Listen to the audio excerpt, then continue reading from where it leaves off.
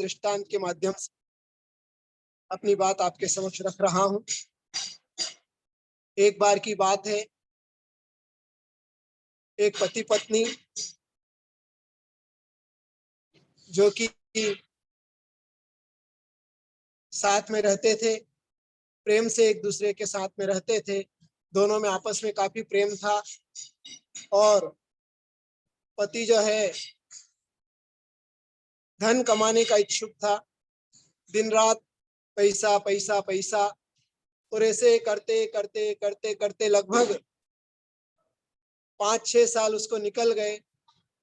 पत्नी प्रतिदिन मंदिर जाती थी, प्रभु आराधना करती थी, भक्ति करती थी, पर जो पति महोदय थे उन्हें एक ही मात्र money money money, brighter then सनसनी, स्वीटर देन हनी, मात्र पैसे की ही चिंता थी। पैसा मेरा परमेश्वर, मैं पैसे का दास, जो कोई मेरा पैसा ले उसका, इस प्रकार की ही उसकी भावनाएं रहती थी। और इस वर्ष पति का जन्म दिवस आने वाला था। पत्नी ने कहा, हर वर्ष आप जन्मदिन की तैयारियां करते हैं, आपके मित्र आते हैं और पार्टी आप देते हैं, पर इस बार मेरी इच्छा है कि आपके जन्मदिन का पूरा अरेंजमेंट मैं करूं। 1 महीने पहले बोला। पति ने कहा, ठीक है, अच्छी बात है, आप करो, तुम करो, क्या तकलीफ है।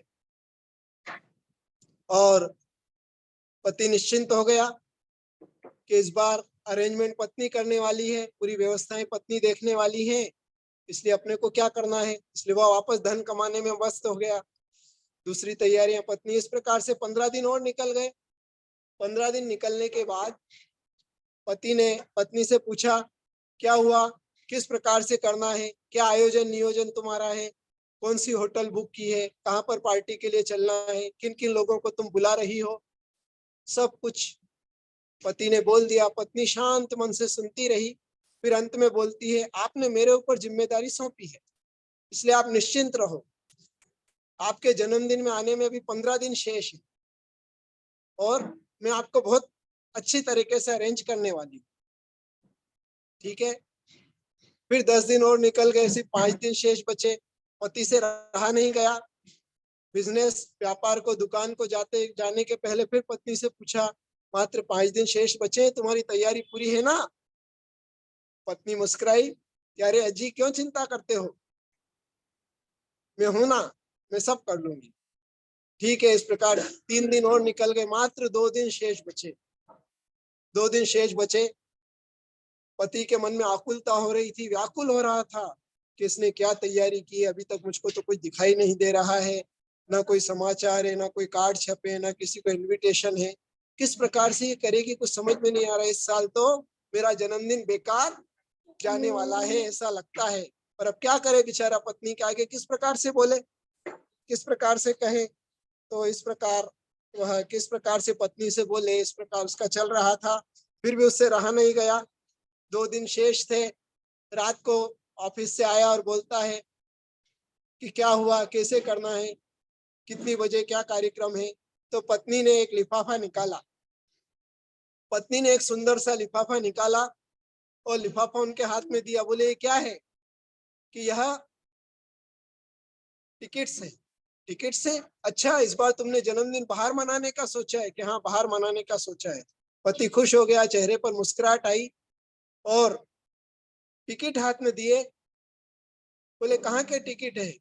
कि अजी इतने साल हो गए, किंतु पहले तो आप प्रतिवर्ष गुरु महाराज के चरण छूने को, दर्शन करने को, अपना जन्मदिन मनाने को उनके पास जाते थे, विशेष दिनों में उनके पास जाते थे, किसी तीर्थ पर जाते थे। पर मैं 5 साल से देख रही हूँ कि आप मात्र पैसे के चक्कर में लगे हैं, इसलिए इस बार मैंने बिल्कुल प्रोग्राम चेंज किया है और ये टिकट है, और ये दोनों टिकट आप और मैं, हम दोनों चलेंगे। और इस बार आपका जन्मदिन और कहीं नहीं, इस बार आपका जन्मदिन परमात्मा के दरवाजे पर मनाएंगे, गुरु के चरणों में जाकर मनाएंगे।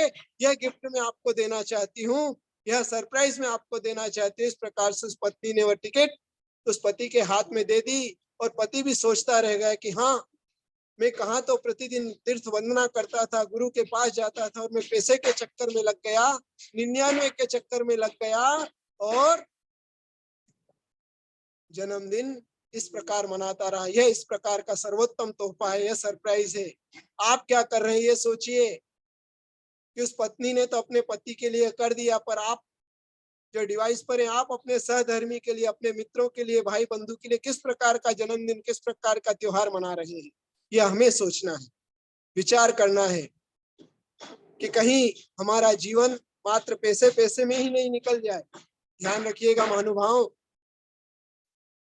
यह पैसा आज है कल नहीं,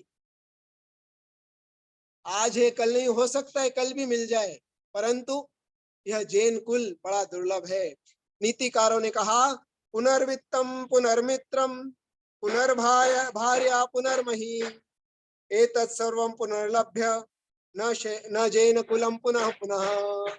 पुनर्वित्तम पुनर्मित्रम, यह जो वित्त है, धन है, संपदा है, जमीन है, जायदाद है, यह तो बार बार मिल जाएगी, पर जैन कुल नहीं मिलेगा। पुनर्मित्रम, जितने भी आपके मित्र हैं, यार हैं, दोस्त हैं, वह भी बार बार मिल जाएंगे, अगले जन्म में पुनः किसी न किसी रूप में साथ में आ जाएंगे, पर जैन कुल नहीं मिलेगा। पुनर्भार्या, जिस पत्नी के लिए आप दिन रात लगे रहते हैं, पहले शादी की चिंता हो जाती है, और शादी हो जाती है तो उसके साथ दिन बिताने की चिंता हो जाती है, और बाद में एक समय आता है कि कहाँ सिर पर पल्ले पड़ गई, अब इससे कैसे पीछा छूटे, वो चिंता हो जाती है। फिर भी पुनर्भार्या भार्या भी पुनः पुनः मिल जाएगी, परंतु जैन कुल मिलना दुर्लभ है। पुनर्मही, यह वसुंधरा पुनः मिल जाएगी, यह धरती पुनः मिल जाएगी, जमीन जायदाद फिर से मिल जाएगा, किंतु जैन कुल मिलना दुर्लभ है। एतत् सर्वम पुनर्लभ्य, यह सब जितनी भी वस्तुएं हैं, पुत्र मित्र पत्नी भार्या धन संपदा जमीन जायदाद, यह सब हमारे लिए बार बार सुलभता से उपलब्ध होने वाली है, किंतु आपको ये जो मनुष्य पर्याय मिली और उसमें भी आपको जो जैन कुल मिला है, यह जैन कुल बार बार मिलना अत्यंत दुर्लभ है। हमने क्या तैयारी की, हमको सोचना है। लोग कहते हैं कि तुम्हारे पास क्या है, लोग आपकी हाइट लाइट पैसा देखकर आपके पास खड़े होते हैं।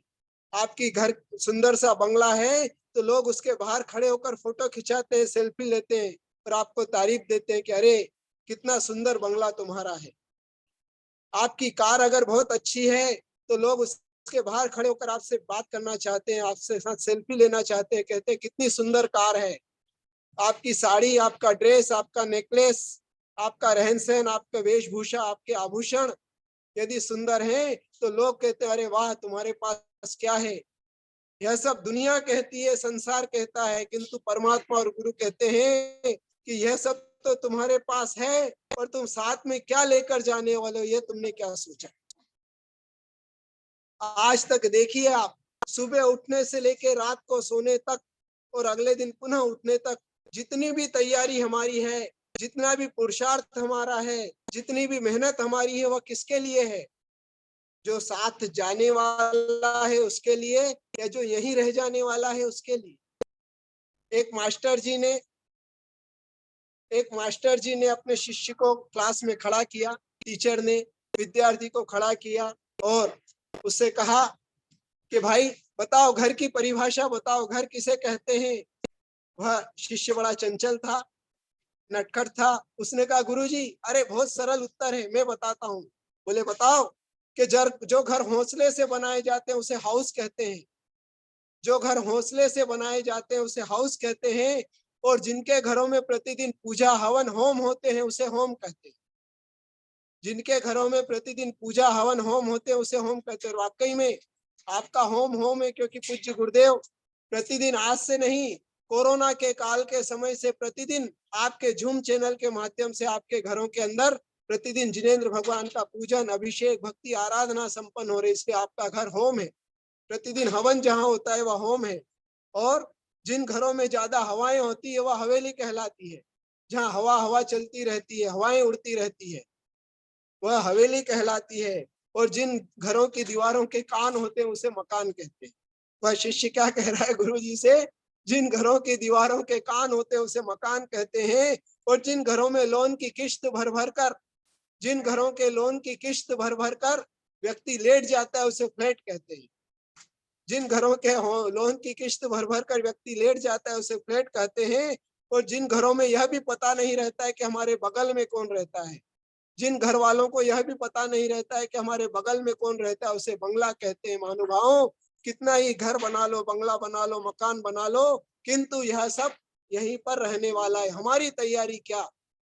हमको यह मनुष्य पर्याय मिली है, हमारी क्या तैयारी है? जो साथ में नहीं जाने वाला है उसके लिए हमारा जीवन बीत रहा है, या जो साथ में जाने वाला है उसके लिए हम क्या तैयारी कर रहे हैं? क्या जाने वाला है साथ में?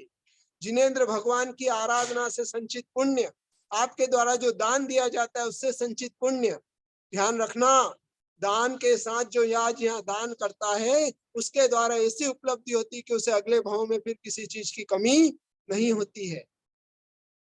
दान दुर्गति का नाश करता है, सदगति को पहुंचाता है, यह भाव भी सुधार देता है और पर भाव भी सुधार देता है। हमारी तैयारी किस लिए, यह हमें सोचना है, क्योंकि दुनिया तो कहती है कि तुम्हारे पास क्या है, और भगवान कहते हैं कि तुम्हारे साथ क्या जाएगा, तुम क्या लेकर आए थे और क्या लेकर जाने वाले हो। पूर्व पर्याय में आपने पुण्य किया था, इसलिए आज आपको जैन कुल की प्राप्ति हुई है, अच्छा परिवार मिला है, धन संपदा वैभव मिला है, सोचने समझने की बुद्धि मिली है, और अगर इसका हमने सदुपयोग नहीं किया, आज उसके लिए अगले भाव के लिए अगर अच्छा बीज नहीं बोया, तो ध्यान रखना पुण्य की फसल हमारे साथ जाने वाली नहीं है, और अगले भाव में हमें दर दर की ठोकरें खाने वाली। इसलिए महानुभाव, आज से ही सोचना चिंतन करना प्रारंभ कर दे कि 24 घंटे में से कितने घंटे मुझको करना है। कोई बात नहीं, हम जानते हैं 24 घंटे आप नहीं बिता सकते धर्म के साथ, हालांकि व्यक्ति चाहे तो 24 घंटे धर्म के साथ बिता सकते हैं, अपनी शुद्ध भावनाओं के साथ, शुभ भावनाओं के साथ, फिर भी आप संसारी जीव है, आपको अर्थ अर्जन भी करना जरूरी है, क्योंकि बिना अर्थ के संसारी जीव का जीवन व्यर्थ है, इसलिए अर्थ होना जरूरी है। अर्थ कमाइए, किंतु उस अर्थ को इतना भी नहीं कि आपकी अर्थी ही सजती रहे और आप भविष्य की तैयारी नहीं करें। यह भी ध्यान रखें, अर्थ के चक्कर में अर्थी सजाने की तैयारी तो कर ली, किंतु भविष्य के हमारे लिए जीवन को तीर्थ बनाने की तैयारी हम नहीं कर पाए, तो सारा अर्थार्जन व्यर्थ हो चला जाएगा, यह जीवन व्यर्थ चला जाएगा। आपके लिए हमेशा गुरुदेव सुनहरे सुनहरे अवसर प्रदान करते हैं, और इस बार भी हमें हमारे भविष्य की तैयारी के लिए, हमारे परिवार की सुख शांति समृद्धि की तैयारी के लिए पुनः पुनः गुरुदेव का सपना आपको और हमको मिलकर साकार करना है, और वह है धर्म तीर्थ, जहाँ पर शिक्षा संस्कार सेवा का शंखनाद हमेशा किया जाना है, जहाँ पर मूक पशुओं की सेवा की जाती है, जहाँ पर साधुओं की सेवा हो रही है, और जहाँ पर आने वाले प्रत्येक भक्त को भक्त की आत्मा को परमात्मा बनाने का मार्ग जहाँ पर दिखाया जा रहा है। ऐसे धर्म तीर्थ का पंच कल्याण प्रतिष्ठा महोत्सव आगामी 16 फरवरी से है, और आप सब जो जूम डिवाइस के माध्यम से इतने समय से गुरुदेव की वाणी का, शांति धारा का लाभ ले रहे हैं, दान तो आप कर ही रहे हैं, दान तो आपको करना ही है, किंतु अब दान के साथ साथ अपने पुरुषार्थ को जगाना, और इस बार अपनी आने की तैयारी कर लेना है। जिन जिन अभी तक तैयारी नहीं की है, अभी से टिकट बुक करा ले। जैसे उस पत्नी ने अपने पति के लिए टिकट भेंट की थी, आप अपने परिवार को एक गिफ्ट दीजिए कि इस बार हमको कहीं नहीं जाना है, एकमात्र सबको मिलकर चलना है। धर्म तीर्थ का पंच कल्याण प्रतिष्ठा महोत्सव आपके हमारे सबके लिए तैयार रहना है। धर्म तीर्थ आपके स्वागत के लिए तैयार है। बहुत सारे साधु संत यहाँ पर उपस्थित होने वाले हैं। परम पूज्य प्रज्ञा श्रमण सारस्वताचार्य श्री देवनंदी जी मुनिराज का भी विहार धर्म तीर्थ के लिए हो चुका है, वह भी सत्संग यहाँ पधारने वाले हैं। अनेक साधु संत इस धर्म तीर्थ महोत्सव में उपस्थित होने वाले हैं। तो आप सब भी अपने परिवार के साथ, अगर आप चाहते हैं कि मेरा परिवार सुख से रहे, शांति से रहे, मेरे जीवन में किए गए पापों का प्रायश्चित हो, और मैं इस धर्म के मार्ग पर पुनः स्थापित हो जाऊं, और मेरा भविष्य भी सुदृढ़ हो जाए, मैं अपने इस मनुष्य पर्याय को सार्थक कर लूं, तो उसका एकमात्र उपाय है भगवान के पंच कल्याणक महोत्सव में शामिल होना, और कृत कारित अनुमोदना पूर्वक उसमें सहभाग लेना, तन मन धन के साथ उसमें सहभाग लेना।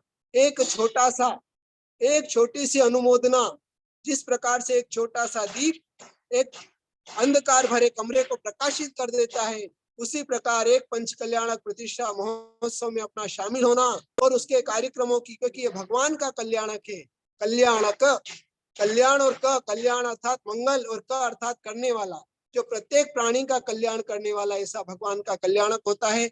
जिन्होंने अपने स्वयं के कल्याण को प्राप्त कर लिया। ऐसे तीर्थंकर भगवान हमारे, और एक नहीं दो नहीं, आप सभी जानते हैं प्रतिदिन आह्वान किया जा रहा है 9 तीर्थंकरों का पंच कल्याणक, और साथ में और सोने पे सुहागा 10वें तीर्थंकर सहस्त्र फणी पार्श्वनाथ भगवान, जिसकी पूरे भारत में भी ऐसी अनुपम खड़गासन प्रतिमा नहीं है, जिनके फणों से धारा निकलती है, और जो सर्प भगवान के मस्तक पर विराजमान होकर भी अपनी भक्ति में उत्साहित है। उत्तर पुराण ग्रंथ के अंदर आचार्य भगवान ने वर्णन करते हुए कहा कि वह जब भगवान का उपसर्ग हुआ, पार्श्वनाथ भगवान के ऊपर उपसर्ग हुआ, और धर्मेंद्र पद्मावती ने आकर उपसर्ग दूर किया, और उपसर्ग दूर करने के बाद धर्मेंद्र ने पद्मावती के साथ मिलकर भगवान की स्तुति की। तो भारतवर्ष में कई प्रतिमाएं मिलती हैं पार्श्वनाथ भगवान की, जिसमें नीचे भी सर्प होता है, ऊपर भी सर्प होते हैं, सर्प का फणा पाया जाता है, किंतु किन्हीं प्रतिमाओं में सर्प का मुख बंद होता है और किन्हीं प्रतिमाओं में सर्प का मुख खुला हुआ होता है। वह उपसर्ग होने के बाद, केवल ज्ञान प्राप्ति के बाद जो सर्प का मुख खुला हुआ है, वह खुला हुआ मुख भगवान की स्तुति का प्रतीक है, कि वह सर्प भी भगवान की स्तुति कर रहा है और आपको प्रेरणा दे रहा है कि देखो, मैंने एक बार भगवान के चरण पकड़े थे तो मैं पूजक से पूज्य बन गया, धर्मेंद्र पद्मावती पद को प्राप्त कर लिया, और आज पूरा संसार, पूरा जैन समाज जिनकी आराधना कर रहा है। ऐसे भगवान के चरण आज आपको मिलने वाले हैं। तो ऐसे सहस्त्र फणी पार्श्वनाथ भगवान की भी प्रतिष्ठा यहाँ पर होने वाली है। तो आप सब आइए, आप सबके लिए आह्वान है और आमंत्रण है कि शीघ्र अतिशीघ्र अपनी तैयारी करके और भगवान के पंच कल्याण प्रतिष्ठा महोत्सव में शामिल हो, साथ ही से पुण्यार्जन करें, अपने पापों का नाश करें, आप सबका कल्याण हो, मंगल हो। इसी मंगल भावना के साथ बोलिए पंच कल्याण प्रतिष्ठा महोत्सव की परम पूज्य प्रज्ञा योगी दिगंबर जैनाचार्य श्री गुप्ती नंदी जी गुरुदेव की सभी के लिए आशीर्वाद।